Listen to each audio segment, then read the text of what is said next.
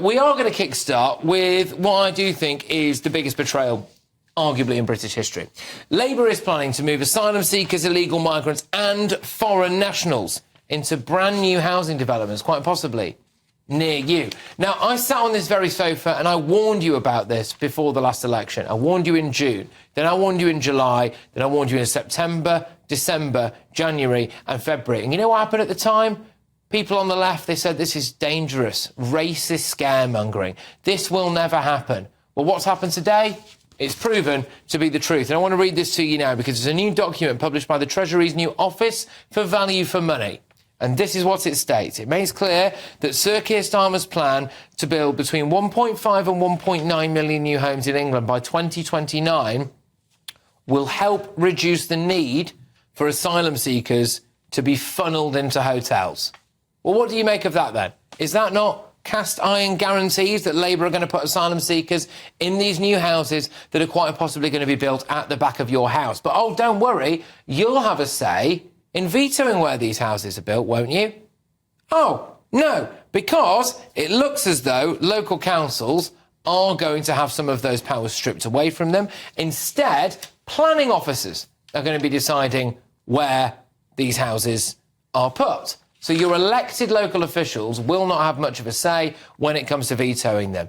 And, get this though, I mean, this is the real shocker. According to Labour's Planning and Infrastructure Bill, I'm going to quote this again now, local councils, the same ones who will not really be able to object to where these houses are built, will have a statutory duty to engage with, quotes, racial, ethnic and religious groups.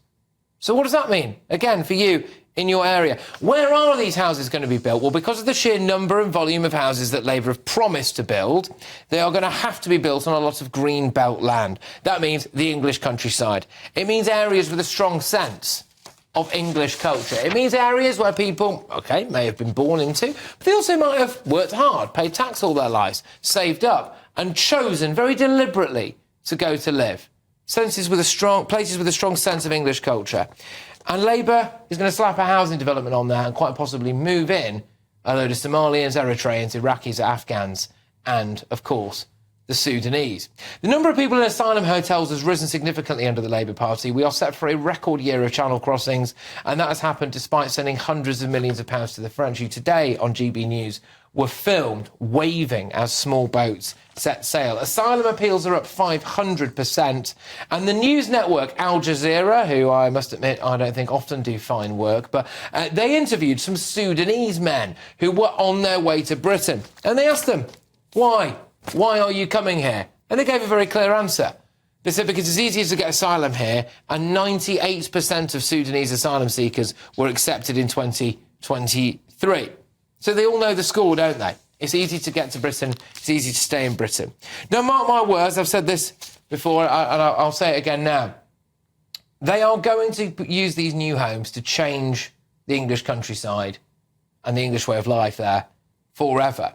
And the stats, unfortunately, do prove that where you have high influxes of immigration, both legal and illegal, crime also goes up, both violent and sexual. And I wonder whether those lovey-dovey left-wing refugees welcome brigade will start to change their tune when the Afghan men move in.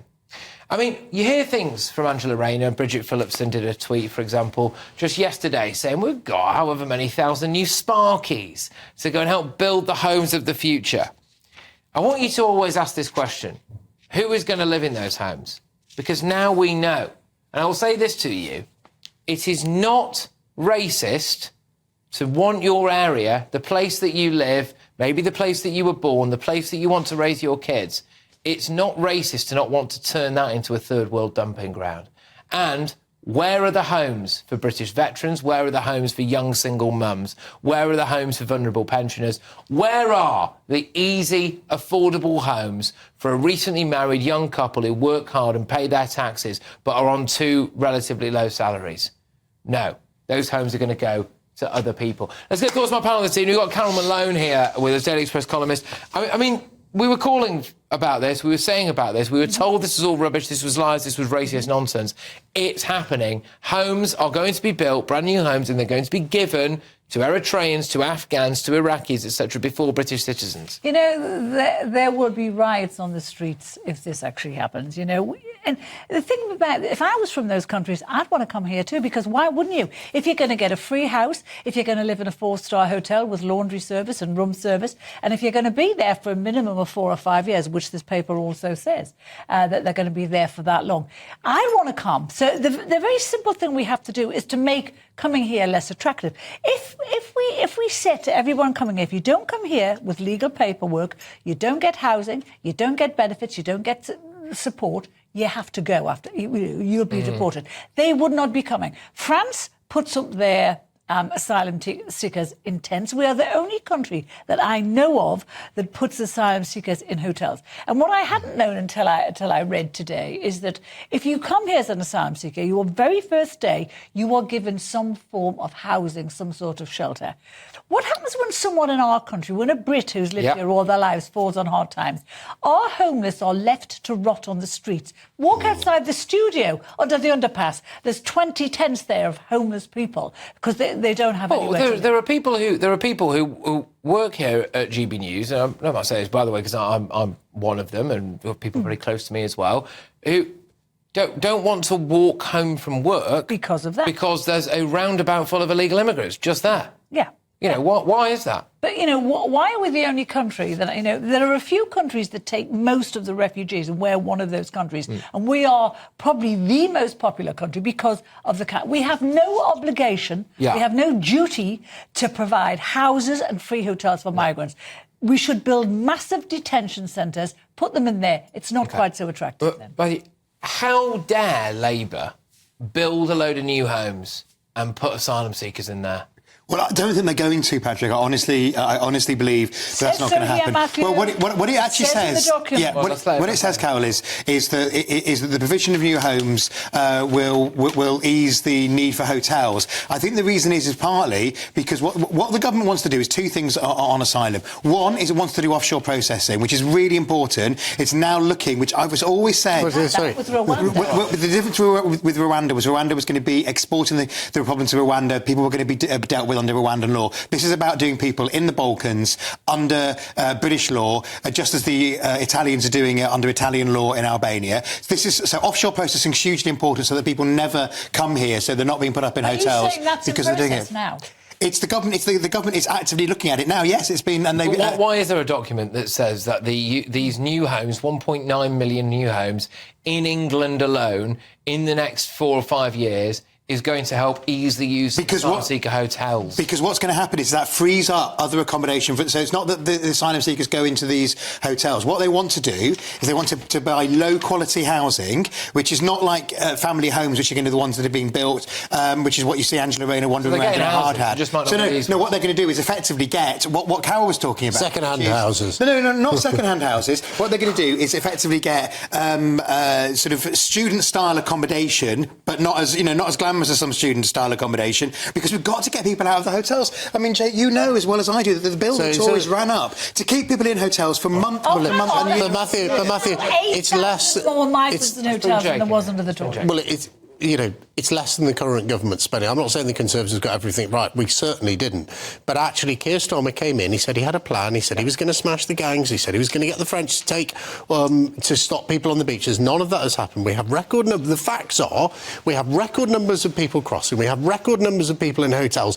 And even given all of that, we're granting record numbers of them asylum. Matthew, this is going to be a scandal of huge proportion in the country. Even if, those brand new houses go to British people who are currently living in second-hand houses and the government buys those very expensive second-hand houses and puts asylum in them, that doesn't make it okay. It's not the fact that these houses are new, it's the fact that they are being given houses and hard-working families. Of course, what they're going to pay for them? Hard-working families up and down this country are grafting every single day to pay a mortgage, and you just arrive here, chuck your passport over the side of a boat as you get here, and you get a free house. That is a disgrace. Sorry, it's also where these houses are. Because if you are building a lot of these houses, by definition, you need to build some of them on the green belt. And a lot of people in local communities wanted the opportunity to maybe veto some of these housing developments. Now, I agree that sometimes people have been too NIMBY-ish. I agree with that, OK? However, if you then remove powers from the local council to object to things, you remove powers from residents to object to this, and then you slap a housing development at the end of someone's back garden where the woods currently are, and then you bus in 30 Afghans in rural England, that changes it forever, Carol. Yeah, well, of course it does. And this has been the plan all along. You know, Labour keep on saying that the plan is to exit hotels within the next 4 years. The bottom line is they're saying that because the Parliament's going to be finished and they're going to be out and it won't be their problem anymore. Well, Jake. Well, look, I think it's right to say that communities haven't been welcoming enough to new development. That's one of the charges you can lay at the door of the last government. We need a country where communities say, do you know what, if I look out my front door, every house is full and I've got 3 kids, so where are my kids going to live? If you want communities to accept development, you have to sell them the idea, the dream, the reality that you will build houses in the vicinity where your own children can live. If that suddenly becomes, we're going to build 200 new houses on the edge of your village, and by the way, not one of them will go to a local family, they will all go to asylum seekers and foreign nationals who've come to this country in the last 18 months. You think you've got objections to building houses now? People will be rioting on the streets. And they will, but also, and I'll put this to you, Matthew, because there are parts of Britain where people deliberately choose to live. And actually, one of the great ironies is look at Boris Johnson. The guy who's responsible, who, by the way, I like Boris, right, and he might be watching now, so sorry about this, Boris, but I think you deserve it. You're responsible for the Boris wave, who then off to the Cotswolds, right? Where in his local area, I'd looked at the census before I interviewed him last time, and I haven't got the figures to hand now, but it's one of the whitest parts of the country, right? That guy was perfectly happy to have the Boris wave, which saw massive levels of immigration, which fundamentally changed British culture and society, etc., etc., etc., multiculturalism, and then chose, because he's got enough money, to go and live in one of the whitest parts of Britain, right? Now, people choose to live in certain places because they like the quaint, rural, traditionally English culture. And now, I will put this to Matthew before I go to you. If Labour decide to build a load of houses and then bus in a load of people who have radically different cultures, is it racist to have a problem with that? I don't think it's racist to when your community's changing and when you see people you think are having an unfair advantage in the system come into your area. I had lunch with a Labour MP last week who represents a 98.5% white constituency, and this Labour MP told me that one of the police had come to him and said they've had a very small number of asylum seekers, but who are clearly from a very different culture, and actually the police have warned that for the safety of the asylum seekers, there's an issue about having people in that community, because if there was more community tensions, they worry about how they could deal with it, just because it's so, they could kick off. So, I mean, what I think we need to do is get a grip on the asylum system. I agree with you, Jake. I don't think the government's done enough to smash the gangs. I don't think it's done enough to stop the boats. So that's why I've always been in favour. I've said it on this sofa time after time. I've always been in favour of offshore processing, which is what the whole of Europe is aiming towards. Let's have people process that they never come here. So they're not in a hotel, they're not in a migrant centre. That sense that you change the fundamental culture of a town or village by introducing people from Somalia, Sudan. It's not necessarily about someone living in a white area. It's not that. You know, there are lots of parts of this country where people are assimilated, people with brown skin, black skin, white skin, they're perfectly well assimilated. What people are objecting to with these asylum seekers is the cultural difference, their attitudes to women, their attitudes to crime, their attitudes to sex. So that's what destroys... And the fact that often young men as well. Yes. And it's not families. Their skin, it's their culture and where they come. And it's also the fact it's a group of young men which you wouldn't want... That is going to change everything. That is going to make people in the area terrified to let their kids go out, terrified to let their daughters go out. It's not... Do you think this is part of this politics of envy that we've seen from the Labour Party. They come in, we have a brilliant school system in the private school system, which they say, well, let's set out and destroy that, rather than looking at increasing the standard of state schools, which, 98% plus of the British population, send their kids, like I do, send their kids to state schools. So they say, we've got, let's destroy private school. And now they're saying there's all these areas of the country which are really nice, traditionally not Labour-controlled, so let's drag them down to other areas. I think Rayner. It is. They don't understand Britain. They don't understand what we value, and they have this sort of nihilist approach to Britain that actually, if they just trash the whole country, give them all votes, they'll all keep voting Labour.